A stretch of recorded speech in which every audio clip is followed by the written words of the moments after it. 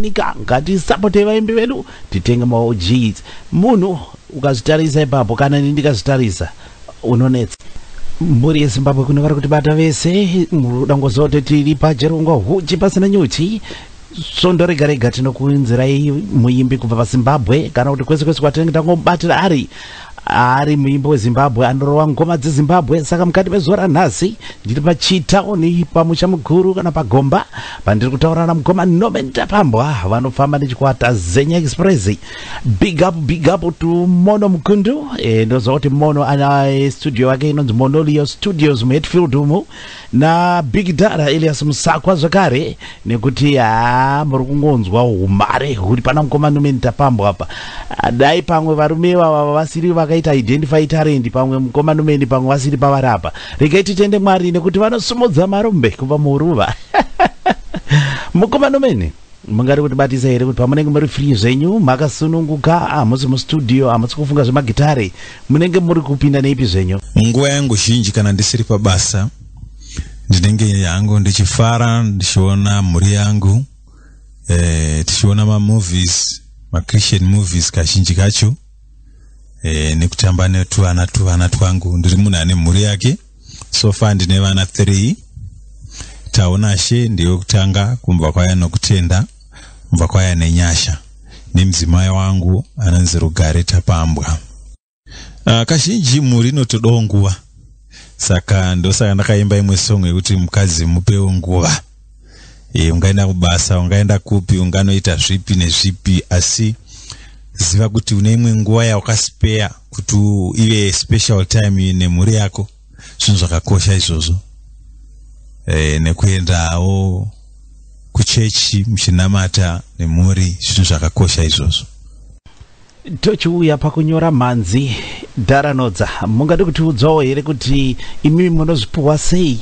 Munotiwo here pamunenge muri kufamba pai mabva maona pana vaita ruva rakanaka iri robva ratobhuluma rato nemacolors ipapapa mobva mutobuda negambo tibatisei nekuti vamwe takanzwa vamwe vachiti vanoita zvekuti vakarara zizi anongopuwa 2-3 lines otobva amuka wakutopedzisa wakutonyora nekorasi ipapo kamba kubva kabuda. Saka imimi munozvipuwawo sei? Ini kukomboza kwandiita masongs handite zvinoita vamwe vandomozva vachitaura kuti vanoita zvekurota zviyazvi. Haina ndite zvekurota masongs.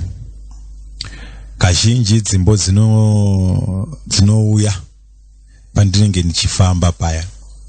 Kuti pandopinda muvanhu ndichionawo kurarama kune kuchita vanhu, ndinodzidza ndonyora song. Dzimwe dzengori ndinotanga ndagadzira an instrument.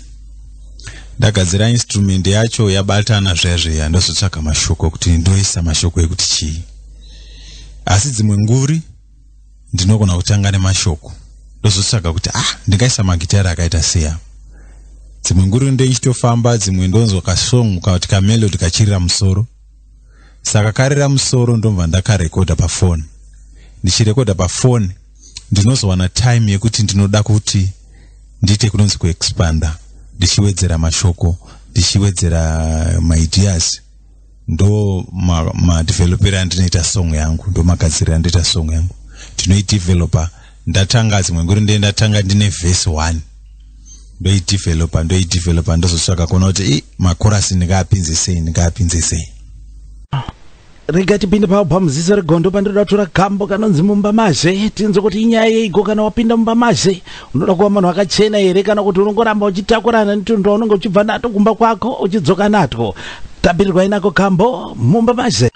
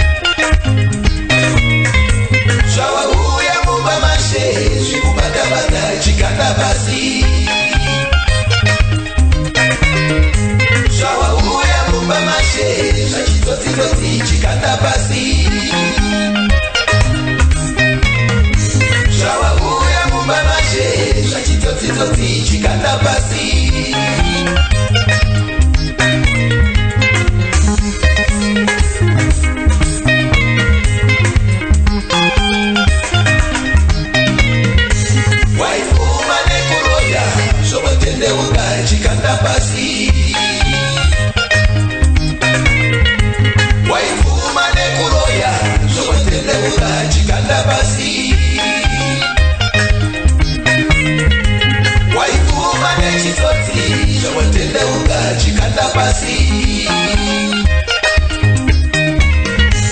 waifuma nechitoti zvomatendeuka chikanda basi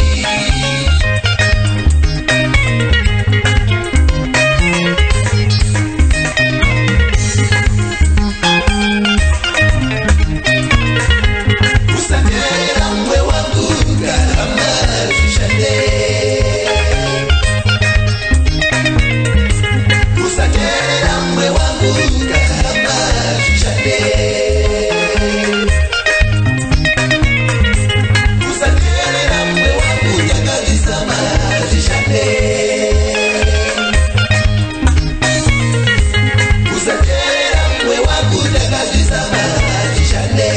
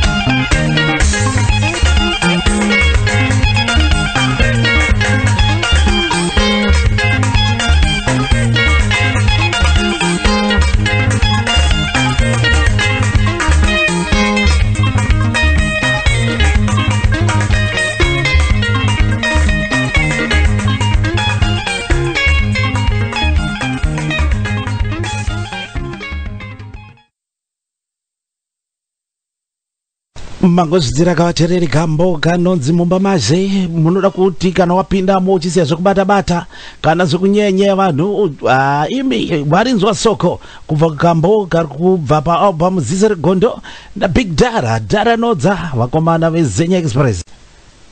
Mhuri yeZimbabwe ndina mukomana umene tapambwa pachirongwa huchi pasina nyuchi, ndiye muimbi watiri kukurukura naye zvakare nhasi mukati mezuva ranhasi.